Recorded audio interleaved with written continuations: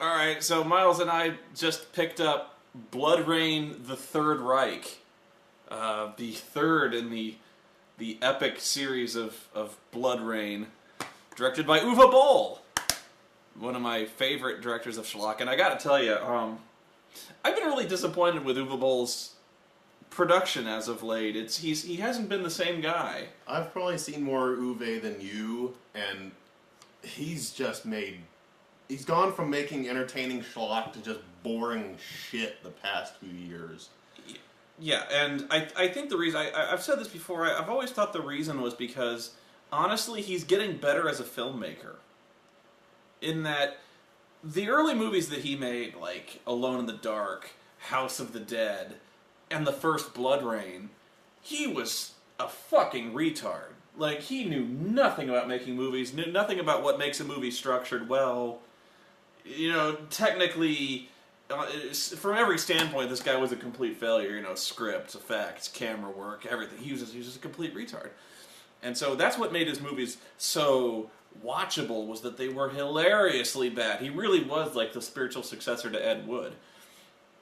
But somewhere along the way, he actually started learning some stuff, and he never became at all what I would call a good filmmaker. He graduated to mediocre bad. Yeah. He went from complete clown shoes to just completely incompetent, to where he was able to assemble the pieces of a movie, but it was just boring. It was terrible, but it was just dull. You know, it wasn't Just listing the movies that I've seen that were boring. 1968 Tunnel Rats. Mm-hmm. Tunnel Rats was awful. Alone in the Dark 2. He made one that I'm trying to remember, but it was Edward Furlong in prison. Oh, Stoic. Edward Furlong just ass raping someone with a broomstick. Really? That's what it felt like watching that movie. Darfur. I saw that one. Auschwitz. I haven't seen Auschwitz yet, but and the only the Final Storm, the Luke Perry global disaster movie that takes place inside of a farmhouse. No, that one I haven't seen. That one sounds kind of interesting. It's not. Okay. It's like it's truly it takes the fact that it's low budget and it takes place in this farmhouse and it's supposed to be about this truly Armageddon, like God has come down and is destroying the earth. Mm-hmm. And now picture that, but picture the fact that it's on a $50 budget, and so it's like Luke Perry and someone else going, "Oh shit, things are going bad out there." They're looking out. They're looking out a window while things are going on. That reminds me of a movie I saw called what was it? It was the one where Pontypool. Pontypool was this movie where basically it was kind of a zombie apocalypse, but not really. But it all takes place from the inside of a radio booth, and so this guy is basically covering the zombie apocalypse from the inside of the radio booth. So you never actually see anything that's going on outside. You just hear it, which is why I always said that movie would be better suited as a radio play, because if you're not going to show it, just make it an audio play. So that's what it sounds like, is Luke Perry stuck in a farmhouse, looking out the window, going like, "Oh shit, there's the hand of God. Oh, that had to hurt that." So yeah, but that was my point with Uwe Boll, was he just started making really boring shit, and it wasn't fun to watch anymore. It was just like, wow, that sucked. I can't even make fun of it. It's even Bloodrayne 2. Yeah, Bloodrayne 2 was just really, really boring. And actually, it wasn't for lack of trying, because there were a lot of characters in Bloodrayne 2 and a lot of plot elements that were right up his, right in his wheelhouse, like the vampire Billy the Kid. You remember that? Yeah. Completely just bullshit. The vampire Billy the Kid. The preacher character who was trying to steal every scene he was in, who was always doing like the little Weasley face thing.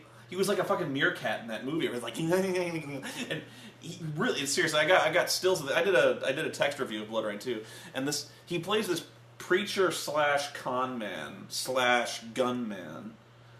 And he's really trying to Jim Carrey it up in this movie. You remember a lot more about that movie than I do. Well, I had to watch it again because I went to MagFest, and I was originally going to cover House of the Dead. And when I went to MagFest, they didn't actually have House of the Dead. They had Bloodrayne 2. So I had to throw my script away for House of the Dead and riff on Bloodrayne 2 live. Not that it mattered. You couldn't hear me anyway. That room was full of 150 people. But, like, yeah, I watched Bloodrayne 2 again. I do remember the railroad is coming through Deliverance, because they mentioned that about 500 times. But anyway, the movie was really boring.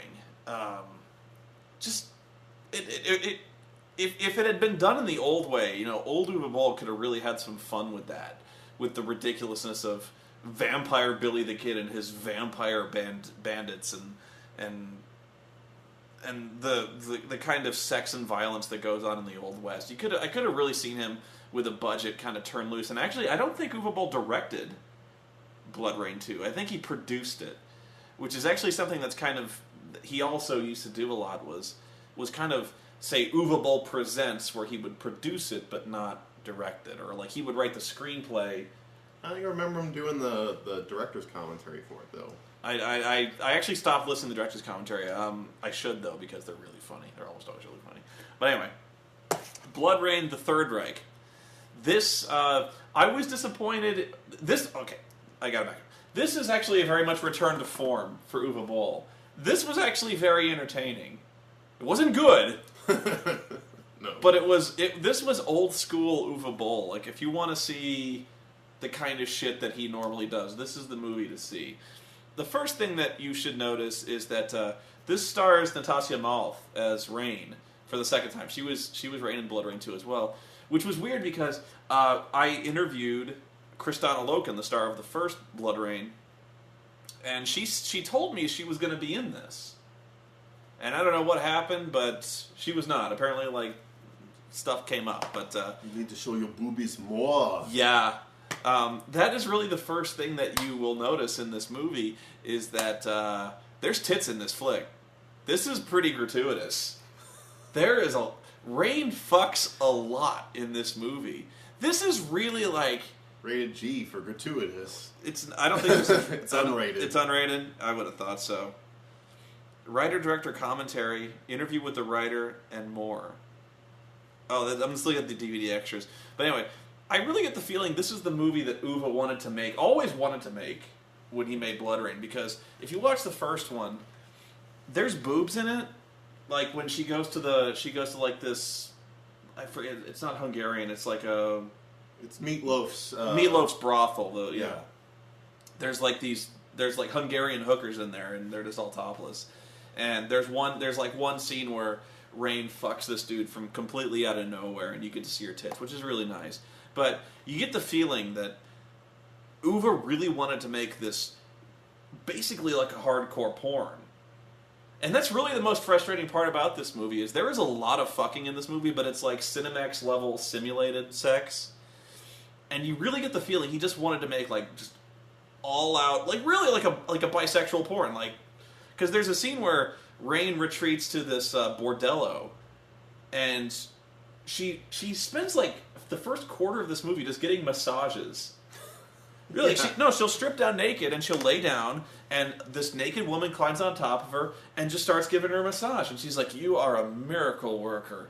And then like they cut to Nazis, and then they cut back, and she's still getting a massage, and then she just kind of turns around and they fuck.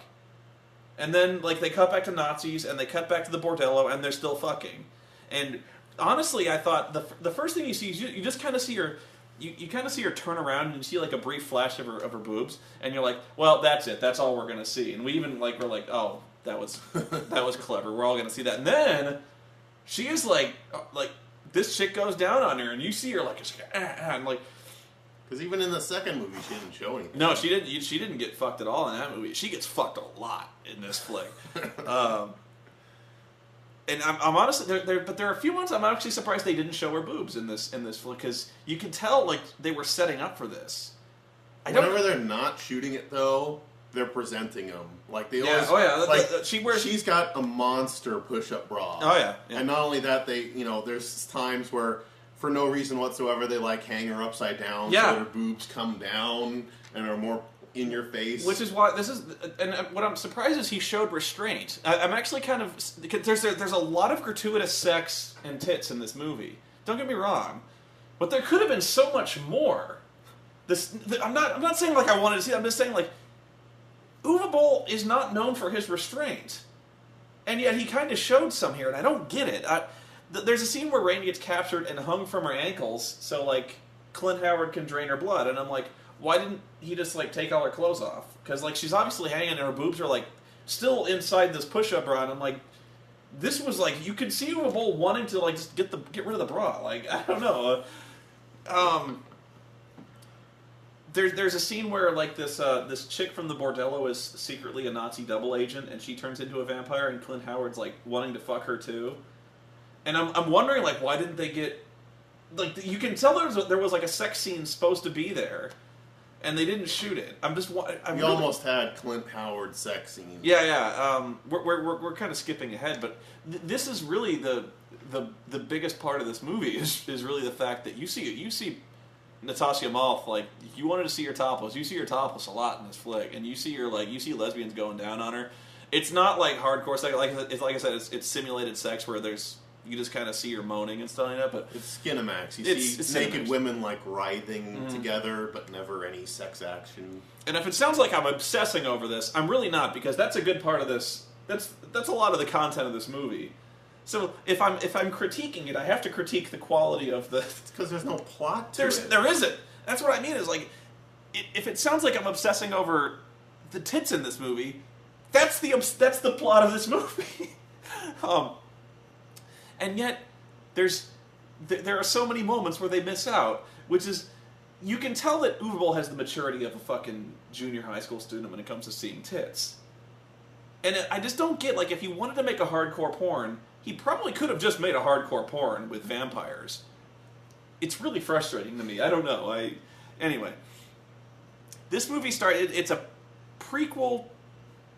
It's a prequel to 2, but a sequel to 1. I think. No. Wait, no. It is a sequel because you got the Old West. Yeah. Okay, sorry. For some reason, I thought the Billy the Kid thing came after or before. I don't know. I'm talking out my ass. Well, when was the last game made? Even game? This series has been dead for 10 years. The series has been dead for a while. I can't remember. There was probably 2. I never played them, really. But honestly, I think the first game was about Reich killing Nazis, or at least some kind of resurrection of the Third Reich, like something like, or like neo-Nazis, something like that. But this movie takes place during World War II, and it starts off with a very melodramatic monologue by Reich, because vampires, if nothing else, love to monologue. So they show this fucking interminable credit sequence. The opening credits for this movie are terrible. They had to pad out this 80-minute running time. No. What's the running time? It's I could have sworn it was like 79 minutes. So not even 80 minutes. Yeah, and that's with credits. So we had to stretch this shit out. There was really not much to this movie, which is honestly why I thought if he was going to pad it out, he would pad it out with fucking. It's probably like 5 minutes on the opening of this train going to a concentration camp. Like what they do is they show a clip of a train with Jews in it, and then they cut to they cut to a credit card, a card, like they say like produced by Uwe Boll. That's what I mean. They cut to a title card. Then they'll cut to another shot of the train moving, and then they'll cut to a card of the effects, the makeup artist, and then they cut to the Jews in the train again. Then they cut to another card of the executive producer, and then they cut to the train again. And I swear to God, they repeat shots. Like, for as much as they pad that out, you see the same shot of the train passing by the camera where you see, like, the barbed wire covered windows. They must use that shot like 5 or 6 times. And so you see a bunch of Jews in the train, and they're all looking morose, and there's like a bleach bypass filter on the footage, and this fucking scene takes 5 minutes to pass. It really is ridiculous. And so finally the train pulls up, and then Rain, she's in the middle of delivering this fruity, melodramatic speech about... It's like Boll trying to be Shakespearean and talking about how she's hunted these creatures of the night. She's like, go ahead. Flowery prose or whatever. And then at the end of it, she just goes, fucking Nazis. Yeah. She's saying stuff like, for centuries I've walked among the mortals, fighting creatures of the dark, never knowing that lurking in the shadows of their own soul lay a monster more devious, more insidious than any supernatural creature from the depths of hell. They are their own worst enemies, and now I fight an enemy that is the very deepest of the deepest depravity, who feel their actions carry no consequences, who operate outside the law because they make their own laws. They consider themselves the emperors of their domain. Fucking Nazis. And I'm like, it really is like the most hilarious... God, it was such... That was one of the best line deliveries that had us cracking up. She's like, I was conquering the monsters of the Netherrealm, never knowing that the darkest monsters lay in the human soul. Fucking Nazis. Why all this prose and poetic language? And it just perfectly encapsulates everything that you're feeling. I mean, really, if we're talking about... I was talking about, like, him using, like, sets from Auschwitz and stuff like that. And, you know, more than just watching Auschwitz, that line just captures everything that you could ever get from watching Auschwitz. Just fucking Nazis. It all boiled down to, like, 5 minutes of monologue. He's like, fucking Nazis. So, like, she, I actually don't know if they were cooperating here. There's some resistance fighters attack the train, or they attack the Nazis that are unloading the Jews from the train to this death camp that's going on. And so the rebels are led by the guy from Rampage. I'm sorry. The guy who makes the suit of bulletproof armor, and he's all deranged, but now he's a good guy. He plays the leader of the resistance. And we could never really figure out what nationality this guy is supposed to be. They say they're on the Eastern Front. Yeah. Which means Russians. Yeah. But there's a resistance, and I could have swore I heard him use French language at some point. They go, where is Le Commandant? And it was just weird because the monologue specifically says this is the Eastern Front of the war. Then we got the guy asking in basically French terms like, where is Le Commandant? And then no one tries for a German accent. No one. The guy who is the tracker, the tracker Nazi, kind of attempts, kind of. It's really nobody attempts an accent in this movie, which makes it actually very confusing, because you can't tell who the resistance fighters are supposed to be. If they're supposed to be Russian, they certainly don't try to affect a Russian accent. Not even the one who does try an accent, like Greta or something like that. Gerda. I don't know what she's supposed to be. She kind of affects like a Transylvanian accent if she tries anything, which is weird. But Rain, no accent. The guy from Rampage, he actually is trying some kind of accent, but it's not Russian, and it's not French. He's actually just kind of trying to... He's just normal speak. He's trying an accent. He's trying like some kind of vague but non-committal British accent. Kind of like what Christian Slater did in Robin Hood, Prince of Thieves. Just kind of non-committal. You slaughtered my father. He's like, they'll soon be on us. And they'll soon be on us, and it's really hard to cross the Jack Nicholson trying to imitate Jack Nicholson while at the same time trying a British accent. That's such a clash there. What's kind of funny is the guy from Rampage is probably one of the only guys really trying. He really is kind of committed to the role. The person I loved that I couldn't get over during the whole movie was Michael Paré. Michael Paré plays the Commandant. He is the German Commandant, but he talks as if he's straight out of Brooklyn. Yeah. This Nazi officer who becomes... In the beginning of the movie, Rain attacks the train, kills everyone with their swords because their guns are useless. And she's wounded in the fight, so she bites Michael Paré, and that's it. And so, but what she doesn't know is that he becomes a vampire because she bit him. No, blood of hers leaked into his mouth, so she essentially sired him. Okay. So long story short, she made him into a vampire, and so now he's super powered or something like that. But yeah, go on. He's supposed to be this straight out of Brooklyn. It's like if Dean Martin were playing Goebbels or something like that. I just couldn't get over that, and I was just making fun of it the whole time because he's just like, look at this Mameluke over here. He wasn't saying Mameluke, but he was not even attempting a German just accent. Like, find me this rain. I swear, I'm gonna find this broad. Bring her to me. Worst accent ever. The real crown jewel of this, actually, he does try in this movie. The real crown jewel of Bloodrayne: The Third Reich is Clint Howard. Clint Howard plays basically Josef Mengele. He plays a Nazi scientist who is essentially just torturing people for no reason. Like he's cutting up vampires to figure out scientifically how they work, because he doesn't know, but he's really interested.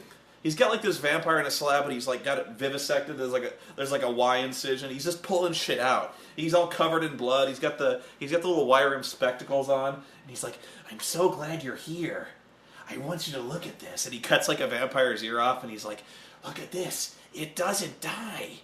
And he's got the whole Casablanca rig. Yeah, what's funny is he's trying to do a German accent, and it's not working out. He sounds more like the guy from Casablanca. I can't remember his name.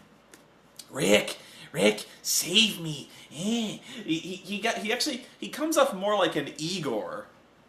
I'm trying to figure out these vampires with science. He's like, scientifically, I don't understand. He's like, I need their blood, Commandant. Don't you understand? With this Dampfier's blood, I can make the Fuhrer more powerful than ever. Like, this blood is bound for Hitler.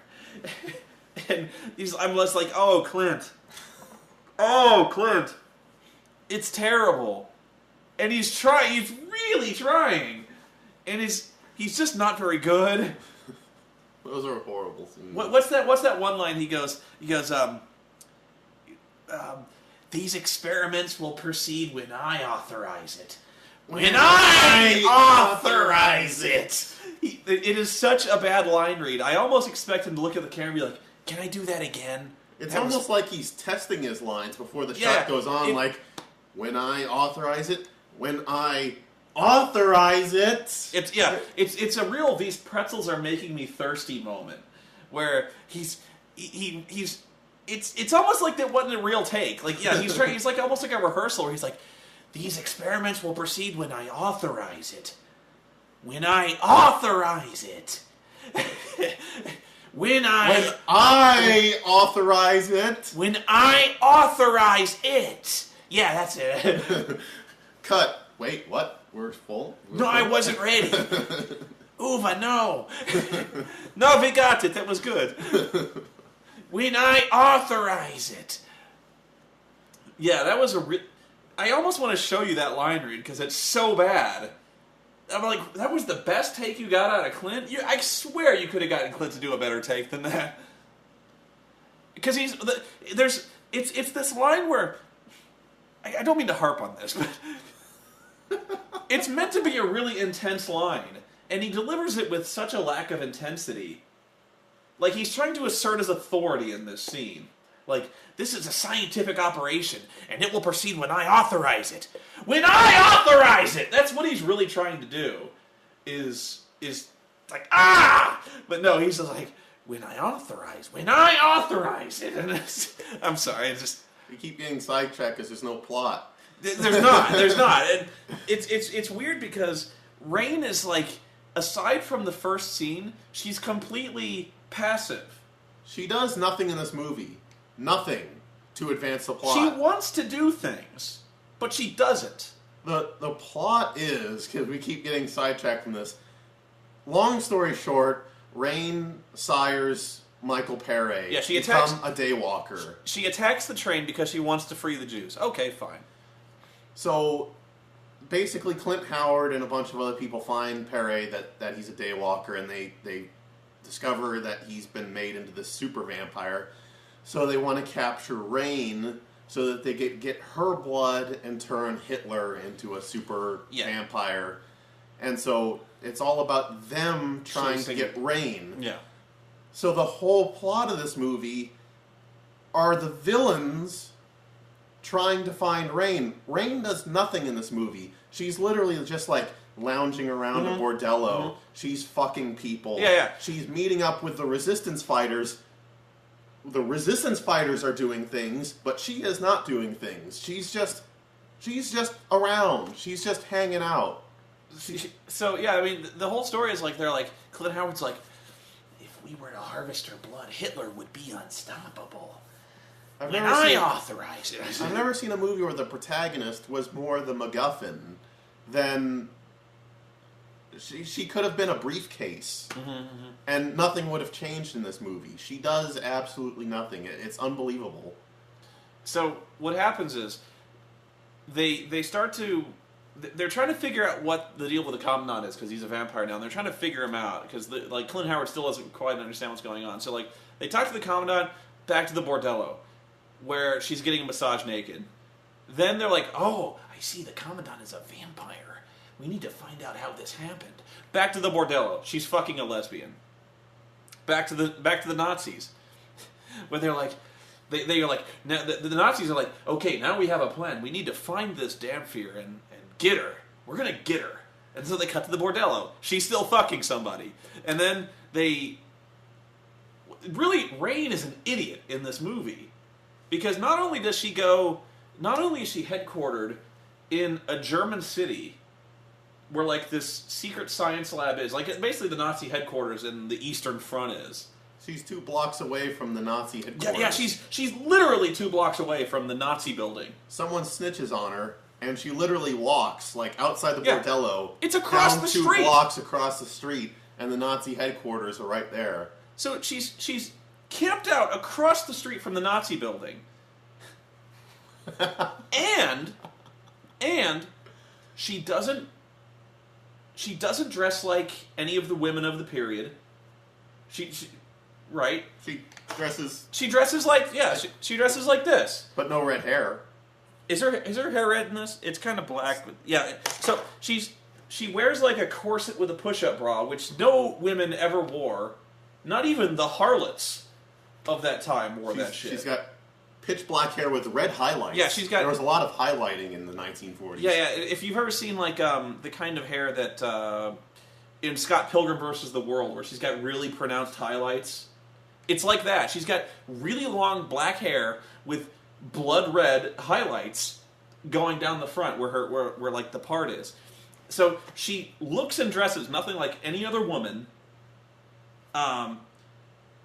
She carries swords openly on the street. She doesn't carry the trademark swords that she had in the game anymore. It's sad that I know more about this game that I've never played in my entire life than the person who's directed the 3 movies in the series. She kind of carries like Japanese wakizashis now. They're not katanas; they're like short Japanese styles, like almost like ninja toes or something like that.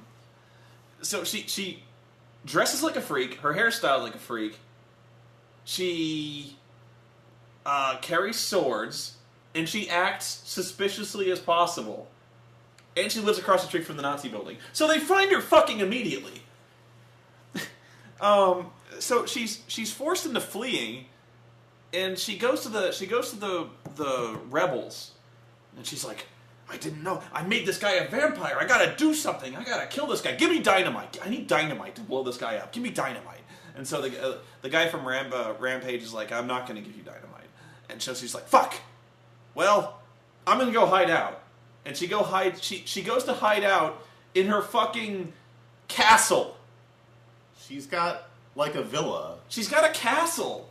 It's not even a villa. It's like one of those stereotypical Transylvanian castles with like thunder crashing down and like this big sky bridge. I actually thought they were reusing the castle from Bloodrayne 1, the one that Ben Kingsley was in. Which is possible because they reused footage from Bloodrayne 1. And I really, because they used footage of Ben Kingsley. They never show his face, but they used footage of Ben Kingsley. It should have been that horrible wig from behind. You see him from behind, but I wonder if Ben Kingsley got any money for that, because he fucking should have. Because that was him. I knew it was him. And in fact, they used footage of Kristanna Loken. You see her feet. Yeah, she's walking. She's walking over dead bodies, but it's her. It's because I recognize the footage. But she's like, okay, I can't. So she, instead of being proactive, she wants to be proactive, but they won't give her grenades. That's what she wants to fight the Nazis. She wants grenades. Fucking Nazis. But they won't give them to her, so she goes hides in her castle. So that's where the Nazis find her again. Is because there's like this guy who's really good at tracking, so the Commandant turns him into a vampire and has a vial of her blood. And so he has the vampire track her blood and find her. And there's some kind of subplot with the Resistance they have some kind of blonde female agent who like assassinates a German officer, which leads to nothing. They further need to pad out the plot, so they give the Resistance fighters this subplot, which does nothing. Really nothing is accomplished with this subplot. It has no bearing whatsoever in anything at all. And it's just about the Resistance fighters have this woman who's great at deciphering shit. And she broke an Enigma code. And so the Nazis capture her. And that's it. And that's it, yeah. And so that's what Rain finally... She tags along with the Resistance fighters. It wasn't exactly her idea. They just decide to rescue her, and she comes along. But there's like this 10-minute scene where she assassinates a German officer for basically no reason. Yeah, to further pad it, there's this 10-minute scene where we're inside of a bar, and we see this blonde woman that we barely recognize. She's seducing this SS officer, and then at the end of it, she kills him, and they're getting information, and that's 10 minutes. But they're not really getting any information. It's not like this guy has an Enigma code book. It's not like he fucking knows anything. And nothing comes of it. It is entirely pointless. So, the point, if there's a point to it, it's that while she's at the castle, somehow the Commandant captures her off camera. Off camera. That wasn't even a result of the cafe scene. They're like, oh, our Resistance headquarters got hit, and Greta's been kidnapped. And so the Commandant interrogates her and turns her into a vampire and leaves her. Like, she's chained up. He turns her into a vampire and then just leaves. Which is, again, another scene. I really thought like there was going to be like a rape scene or something like that. Just because that's how the Commandant kind of rolls. I don't know. But it seemed... I don't know. But they set her up as like this bait or something like that. Where they finally find... I don't even know why they're looking for her, but they find her. And she's chained up. And the guy from Rampage approaches her, and Rain goes, "No, stop! It's a trap." And of course it is. So she's a vampire now, and it leads to nothing. So they just kill her. But then these Nazi vampires come out. Yeah. And these are horrible because they've got these prosthetic teeth in their mouth. But the problem is the teeth don't fit in their mouth. So their mouths are wide open, and it looks like they're smiling all the way through it. It's like, yeah. Kill Ray. It's really like they went to a Spirit Halloween. Fuck, that's an insult to Spirit Halloween. But it's like they went to a Halloween store and bought big, freaky monster teeth, and that's the vampire effect. Is they put clown white on their face. But I swear they don't fit. They don't fit. They put these big fucking teeth in, and it really does look like these guys are laughing as they're attacking Rain and the Resistance fighters. Kill Rain! And you can kind of... Oh, it's actually on the back. Yeah, there's... Let me see if I... You probably can't see this too good, but you see that guy? You see that guy with the goofy teeth? I'm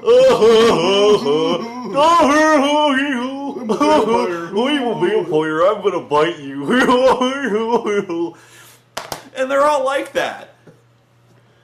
I do have to make a sidetrack where I said he's been improving in terms of direction. You wouldn't be able to tell that here because his action directing in this movie sucks.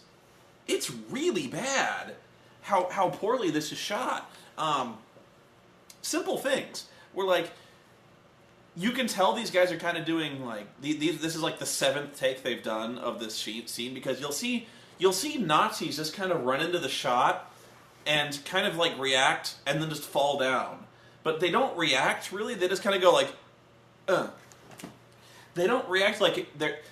It's not cinematic at all the way these guys are dying. You know what I mean? Like usually in a movie where a guy gets shot, they go, like, if they get shot in the shoulder, they cartwheel their arm back and they go, ugh! And they fall down or something like that. They kind of cartwheel back, or they look down at the window, they go, ugh! And they fall down, or there's some kind of, like, scream or a sound of impact. And there's none of that here. There's virtually, like, no blood. There's no sound of impact or indication that they're getting shot. They look really just kind of let down. In these fight scenes between the Resistance and the Nazis, basically what it is you have your A shot, which is the Resistance fighters firing behind a box or something like that, and then you have the Nazis who are like by a car and they're shooting too, and you'll cut back and forth, and then when someone dies, you'll just cut to the Nazis and someone will just go... Yeah. They don't react in any way. It really is like they had the Resistance on one day and they had the Nazis on another, and so they just kind of got shots of them crouching behind cars and going like,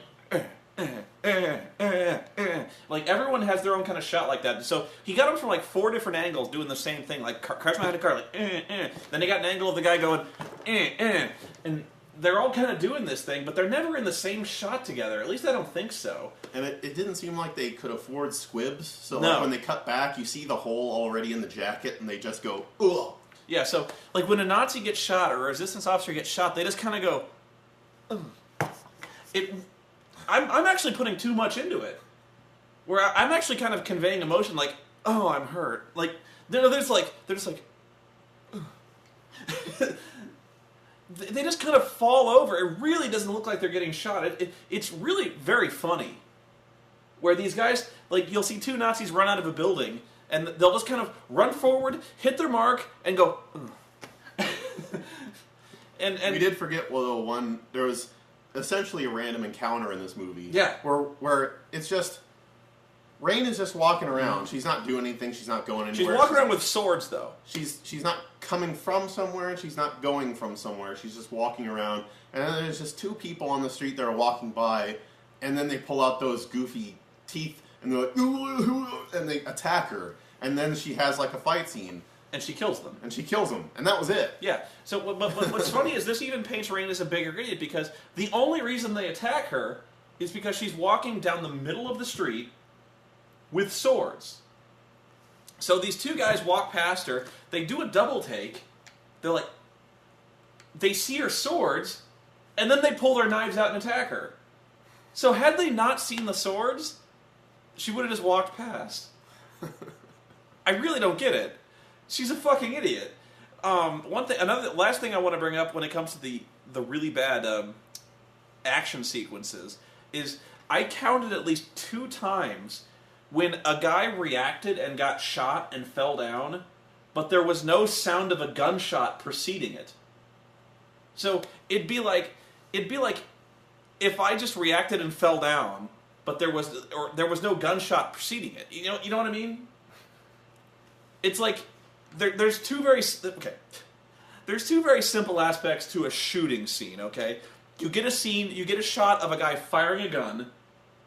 And then you get a shot of the guy reacting to the gunshot and falling down. But they didn't have the sound of the gunshot.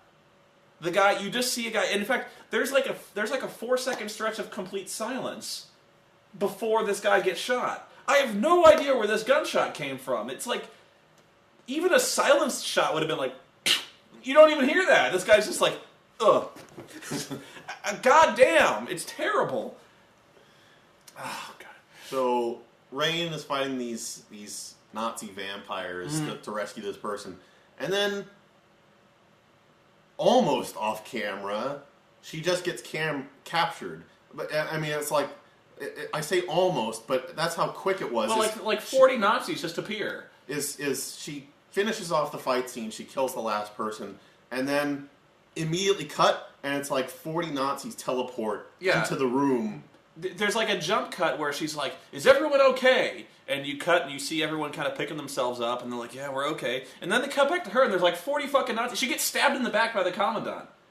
The Commandant's like, ugh, and they're like, where the fuck did you come from? It's like if in Kill Bill, after the Crazy 88 fight, and she's surrounded by all these dead bodies, another 88 people just immediately transport around her in a jump cut. Well, that I would have believed. That would have worked. That actually might have worked in the context of the movie because we're dealing with like really hyperkinetic, stylized action. We're not dealing with that here. We're actually dealing with like a very gritty, bloody, gory, like allegedly serious movie. But one thing you forgot to mention was you glossed over how they disposed of the vampires, which ironically makes the vampires seem like less of a threat because of how easily they're dispatched. She's fighting the vampires and they're getting shot, but of course bullets don't hurt them. So she's like, they're inside a warehouse or something like that, and she goes, I've got it. The sunlight hurts them. Shoot holes in the windows. So the guy shoots holes in the windows, and the sunlight comes in and kills the vampires. And then Cheech Marin comes in. And yeah, which is exactly how From Dusk Till Dawn ended. It's a much better vampire movie, by the way. But yeah, they ripped off the ending from Dusk Till Dawn. I guess if you're going to rip off a movie, that one's okay to do. But it really makes the vampires seem like pussies. Where they're like, oh, they're super soldiers. These super Nazis can take anything. Oh, an open window! But then the Commandant captures Rain, and Clint Howard supposedly drains her of all of her blood. No, he says he can't. He's trying. Go ahead. So he hangs her upside down, basically, literally attaches like a spigot to her neck, and drains out her blood. And he's like, I tried draining your blood, but it keeps coming back. No matter how much you replenish your blood as fast as I can drain it. So why does she need to feed? Yeah, it's like a violation of the law of conservation of matter, which you'd think he might have mentioned being a scientist. But she looks like she's been completely drained. She's all pale, even though her boobs are fully in her face, like she's being smothered. But so Michael Paré comes in and he's like, we're going to transport these people to Hitler, get them locked up in a car, we're going to have them shipped right away. And so they put the resistance fighter and they put Rain inside of a truck by themselves, not shackled in any way, and the truck doesn't seem to be locked. So they're just rolling around in the back seat of this truck as they're driving off to see Hitler. Yeah. Unrestrained in any way, in a truck that's not locked, with no guards or any supervision of any kind. Wow. And furthermore, why do they need Rain? They have her blood. They drained her of blood. They have what they need because the whole premise is that they want to make Hitler into a vampire or a daywalker. They want to make Hitler into a Which dancer. we see a dream sequence where we see Nazi. You do see vampire Hitler. You do see vampire Hitler in a dream sequence, which is actually I wanted to see that. That needed to be the final battle. That was such a wasted opportunity. Where why do they not? The movie ends before they get to Berlin. You really were expecting to see this showdown with Bloodrayne and Hitler. But that's what it needed to be. That's what it needed to be. God damn it. We already wrote a better movie than this. But, yeah, there was a really wasted opportunity for... I honestly thought you were going to see, her stripped naked while they were draining her of blood. And before you start thinking I'm immature, wait till you hear what happens in the truck. So, Rampage is in the truck and he's awake, and meanwhile Bloodrayne is supposed to be all weak and stuff like that. She's unconscious on a bench. He's cradling her. And then you see... I don't even know if this was character or if this was just a guy. He creeps his hand up and he cops a feel. Yeah. This wounded, unconscious woman, our hero, the hero of the Resistance, basically starts molesting her in her sleep. That's what happens. And then she is alerted to this fact. She regains consciousness with his hand on her boob. She slaps his hand away, but then is turned on by this. And they just start fucking. Then they start fucking like jackrabbits in the back of this truck. He's got her from behind, like she's pressed her boobs up against the glass. Boobs against the glass. He's like railing her up against this window, and she's I'm wondering what the drivers from behind are looking at. They see these these giant globes pressing against Yeah, the there's like a motorcycle guy driving past, sees her boobs pressed against the window, like, what the fuck? That would be hilarious if just that would be a comedy scene. Just people start driving off the road because they're going like. Honestly, that would have been hilarious if that's how the convoy got sidetracked. Where like the pace car or whatever looks back and sees this going on the way, like what? And like it derailed. Like the power of her boobs like derailed the convoy. I don't know, but like yeah, there's like this scene where the Rampage guy and Reign start to fuck. They do it like 4 different positions in this fucking truck. Where she's doggy style on the bench and he's railing her. She's pressed up against the glass and he's railing her. They're doing it missionary in the bottom of the truck. Clint Howard's probably looking from behind. And he's doing it like. Yeah. Seriously, these guys fuck like for a half hour in the back of this truck. And then they just get dressed and we never mention it again. Then they just get dressed and just wait to get rescued. And I'm like, they don't break out. They just wait to get rescued. They don't. That's the first thing on their minds is like he grabs her boob, she wakes up and she's turned on, so they fuck. Which is actually pretty much a repeat of the scene in Bloodrayne 1 where she wakes up in a dungeon and just gets up and fucks the guy. Like she really is horny when she wakes up in the morning. I don't know. But like they don't bother to. She never asks, "Where are we? What happened? Why are we not guarded? Like how do we get out of here? What do you think we should do?" No, they fuck. They fuck a lot. And it really doesn't make any sense. It is as gratuitous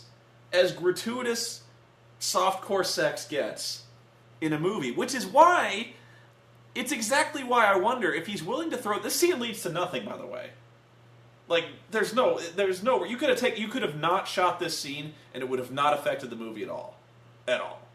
Because it doesn't lead like there's not even like a tragic romance where the guy gets killed at the end, like where we establish some deep romantic connection. No. I gotta think the reason that it's not full on porn, even though it's called unrated, you still couldn't get this released in any kind of rental format if it was just a porn. Like Netflix wouldn't carry this, Blockbuster wouldn't carry this. If it was still like it's unrated, but still if this was just fucking and her naked. I seriously doubt they would. I mean, maybe that was the constraints on this. I don't know, because really, honest to God, had this been a straight up hardcore porn, this might have been okay.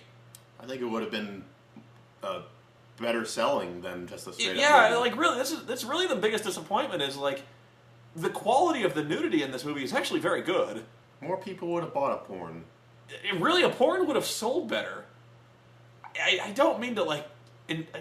I am sounding like such a pig right now, but like I really think Uwe Boll had dialed in why people are watching this movie. You want to see Reign basically fuck. Like you want to see her seducing women and like biting them on the neck. That was the point of the game. We are sounding like such pigs right now, but like really it is about watching this hot watching this hot vampire woman basically grinding against other women and fuck-sucking them. It's about making a movie for your audience. It's not so much about what we want, but it's... I mean, think of the target audience for Bloodrayne. Yeah, I mean, really, if you're talking about... This is really as true to the game as the movies ever got. Was watching Reign just basically fuck everybody. And kill Nazis. She fucks people and kills Nazis. And I'm like, you know what? That's the game. You know? But, again, to form that Reign doesn't do anything, the Resistance fighters... Save her and kill most of the Nazis. Yeah, the surviving Resistance members head off the convoy, set up charges on the road, derail a convoy, and then attack, allowing Reign and Rampage guy to escape on their own, pick up weapons, and start fighting. So, which leads to the big climax, which I honestly think this is like... This is one of the most hilarious scenes in the whole movie. It is and great. And that's saying something. This is great. It's the whole culmination of everything, because it builds up... Okay, you've built up this villain, he's the Commandant, he's supposed to be a super vampire already, and he's like, hey, you, Clint Howard, give me that vampire blood. And he's like, but I shouldn't. It's for Hitler. Give me it. Yeah. And he gives this blood, and he's like, ah. So he slams down this vial of blood. You see him, he's getting supercharged. It's like Dolph Lundgren in Universal Soldier when he's pumping up on the juice. He's all roided up, and he's like, oh! And he slams Rain up against the car, and he's like, I am the ultimate badass, basically. He's like, I cannot be stopped! I am power incarnate! And he turns away from her just to go, I am power incarnate! And Rain comes up, literally kicks him in the ass. Yeah. He goes, oh! he goes, I am power incarnate! And she kicks him in the ass. He falls down. He makes it sound like he tripped over his own shoelaces, like, oh! And he falls down and he's completely helpless. He's like a turtle on his back. He's like, he was not expecting this. He's like, no! And so Rain picks up this big rock, and she goes, motherfucker! And then slams down. Does she just say motherfucker? I can't remember what she said, because she has like 3 big lines. One is fucking Nazis. It's probably like, it's over, but then she just goes, motherfucker! Yeah, she's like, time to die, motherfucker! It slams down the rock and completely just pops Michael Paré's head like a zit. Crushes his head. It's just the whole thing, the build-up. You've made this ultimate badass, and you made him even stronger with the steroids. He gets killed with a kick to the ass and a rock to the head. You're expecting some big showdown like in Blade. You know, like, he's chugged this super-powered blood. He's every bit as powerful as Rain now. He's got the power of Rain. And so, like, you're expecting him to, like, draw a sword. And because they have a fight, they have a very bad fight scene in the beginning of the movie where he's, like, he draws a knife and she kicks his ass. But you're kind of expecting a rematch where, like, they have a knife fight or some kind of gunfight where he draws, like, a sword or some shit. No. He, like, I am power incarnate! Oh. No! I almost want to post a clip of that as like the movie in 5 seconds, because that's really the movie in 5 We seconds. need to post the 3 clips, and 1 is the fucking Nazis, 2 is Michael Paré getting his head squashed with the motherfucker, and probably the last scene. Yeah, also. well, the movie should have ended right after that, where she's like, motherfucker, and like slams, crushes right his after his head pops, because it cuts to black. It cuts to black, and I'm like, if they roll credits right now, this is the most brilliant ending I've ever seen. And then they keep going, and I'm like, damn it. Just end with that, motherfucker, splat. Made by Uwe Boll. Yeah, like directed by Uwe Boll, and I've been like, yes! But they keep going, because they want to have some kind of like coda, basically like Blade. They want to do like this Blade type ending where you see the Resistance guys kind of picking up their dead. Rain gets one more monologue in about how she's still hunting the creatures of the night, and then you kind of get this other scene that's kind of a callback to a previous scene where like this truck pulls into a concentration camp, and this officer comes out and goes, "What's that?" And it's a truck. he goes like, I can see that. And so the doors kick open and Rain jumps out with the Resistance guys, and she draws her sword and she goes, Guten Tag, motherfuckers! And then the credits roll. Which actually was not correct. It was this scene was shot at Guten Nacht, motherfuckers. But that wouldn't have been as fun. Wouldn't sound as funny. It wouldn't have been the audience that played Wolfenstein 3D would not have understood that. They'd have been like, "Guten Nacht, what?" But yeah, that was the 3 big lines. It was fucking Nazis, motherfucker, and Guten Tag, motherfuckers. God, this movie is actually kind of awesome when you think about it. It's funny, but at the same time, it's still like even at 79 minutes, it still stretches where it's boring. And it's the moments when you can tell that they were padding it out. They really had nothing in this movie. Like that 10-minute sequence in the bar where the Resistance fighters are like working over the SS. There's nothing in it. There's no dialogue that's funny. There's no action that's funny. It's literally, we gotta pad this fucking film out. It's like the first act of a movie. That's the whole movie. You know. And there's scenes with Clint Howard. Yeah, I know Clint Howard. He's the accent is funny, but there's just scene after scene after scene of him like with a vampire going, I have to find out what makes him so special. Science will make... I mean, it sounds funny, but it's literally like 20 minutes of him doing this. He drones, because there's you're right, there are so many scenes where he's just kind of outlining what the Nazis want to the other Nazis. I have to find the secret to make the Fuhrer the ultimate vampire. He's like, this blood is special. This damn fear that bit you, she can walk in the daylight. She is the most powerful of them. If I can harness this power and understand it, if I could get a hold of this power, the Third Reich would be unstoppable. And he just keeps going on and on about this stuff. You know, my experiments must continue. I can't believe there's so much padding in a movie this short, and it's so blatant. Like anyone could notice it.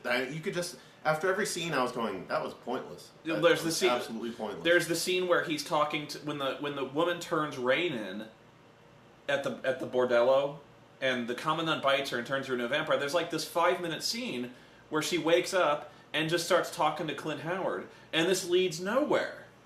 Where she's like, what's happened to me? I feel powerful. She tries to seduce Clint Howard, and Clint Howard eventually falls for it. He goes in and he's trying to fuck her, and then she turns and he just dusts her. He stakes her in the heart and kills her. But this is after like a 5-minute scene where she's trying to figure out what she is and what's become of her, and he starts going on about evolution.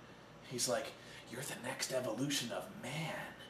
You see, the vampire is always evolving, and so are you, but in a way you've devolved. You've become prey to your baser instincts. And he's just, And she's like, what do you mean, my baser instinct? Well, you see, your hunger, your thirst, your lust. Surveillance camera? Yeah, and all these things are making you more than what you are, and yet somehow less. Just on and on with this panning. And he's really... Honestly, Clint, you can tell he's having fun with the role, but at the same time, he's really struggling with it. Because he just doesn't have the accent. He really does. He really wants to be the guy in Raiders of the Lost Ark, that creepy Nazi motherfucker with the receding hairline and the thing on his hand. He really wants to be that guy, but he's nowhere near as creepy. He just kind of comes across kind of like Dr. Insano, where he's just like, science will explain everything. If I can figure out scientifically what makes a vampire work, I can make more. And he's just going on about it. And there's one person who's like, playing the vampire. She's like, science does not explain everything. And he's like, you shut up. Science explains everything. I don't know how yet, but it does. Science. Yeah, really. And so I guess that's where I'm coming from when I'm really frustrated. And I keep bringing up parts where porn could have been added, where I'm like, there's so many parts that is drone on with exposition that's unnecessary that could have just had fucking. That's strange when a movie with no plot has so much exposition. Yeah, this movie was a mixed bag. I can't say I didn't enjoy it. I laughed my ass off at times. There are funny lines. There's funny acting. There's the titillation that comes from a flick like this. It's purely B-movie camp, but at the same time, there are long stretches where you're just sitting going, can we move on to something? Bad acting, titties, something to keep you interested. Yeah, that's what I mean. That's why I keep pointing out scenes where titties could have been added, because titties would have held my interest. Or violence. Yeah, I mean, there's so many opportunities they could have had to have like a fight scene, or just really just blatant tits. Because there are that's what's something. Because that's what's funny is because this movie already feels like there's so many scenes of blatant tits, and yet there's so many scenes where they could have helped a lot. You can't do talking scenes, Bull. You can't. Yeah. So stay away from them as far away as you can. I guess that's what it comes down to is really he does. I can't even say he does fucking well, but he does it better than he does straight up talking. Like, if he just gets porn actresses in a room and just tells them to do what they do, they can kind of carry the scene. I guess that's, if I'm ever going to explain myself as well as, I guess that's it. I'm embarrassing myself. Those were really the best scenes. Because really, Clint Howard didn't carry this flick. Well, even to take this to a non-Bloodrayne film, of the movies that he's done that were more serious, but not the clown shoes one he did in the beginning, Rampage was probably the best of those, and those were... And there was almost no talking. Almost no talking and all action. Mm-hmm. And that's... Of them, those were the best. That's probably the best he's done. I still didn't like that movie, but I can see it was the best he ever got at his craft. So, I guess that's Bloodrayne the Third Reich in a nutshell. We probably talked for longer than the movie lasted. Fucking nuts. Fucking Nazis. God. Yeah. Really, if you want to see... Watch a porn. Honestly, is this the best of the three? It is the best of the three. The first one had some good stuff in it. It's not the funniest of the three. Yes. But it is probably objectively the best of the three. It's funny. In the first one, it's funny watching Michael Madsen be embarrassed out of his mind. Drunk, seeing Meatloaf, seeing Ben Kingsley embarrass himself, and just Michelle Rodriguez embarrassing herself. Mm. That's a common theme. But yeah, this one, it's closest to what Bloodrayne should have been. Yeah. I mean, I think Uwe Boll really got his wish with this movie. He got a lot of tits in it. He got a lot of lesbian fucking. Action scenes. He got, looked better choreographed than the first one. Better than the first one, yeah. That's not saying much. Where they're swinging around cardboard swords. Yeah. Even so, if you were I think he really just wanted to go straight exploitation with this. He really should have gone just full bore. Honestly, if he had made this like SS girls, like seriously, like just fucking crazy, like really blatant dominatrix SS chicks, like almost like a bordello, like an SS girls, where like you just got really blatant Nazi imagery. It'd be a classic. Yeah, it'd be one of my favorite movies of this year. If he just went crazy with it. If he just went like crazy Nazi sexploitation with it. And I can see him doing that. This would have been fucking awesome. So we have pretty much debased ourselves and made ourselves sound like complete chauvinists. But, what do you expect when you're watching Bloodrayne the Third Reich? If you want to see vampire chicks sucking each other and scissor dancing. Actually, you don't ever see scissoring, but whatever. If you want to see that, check out Bloodrayne the Third Reich, but in the meantime, we're out.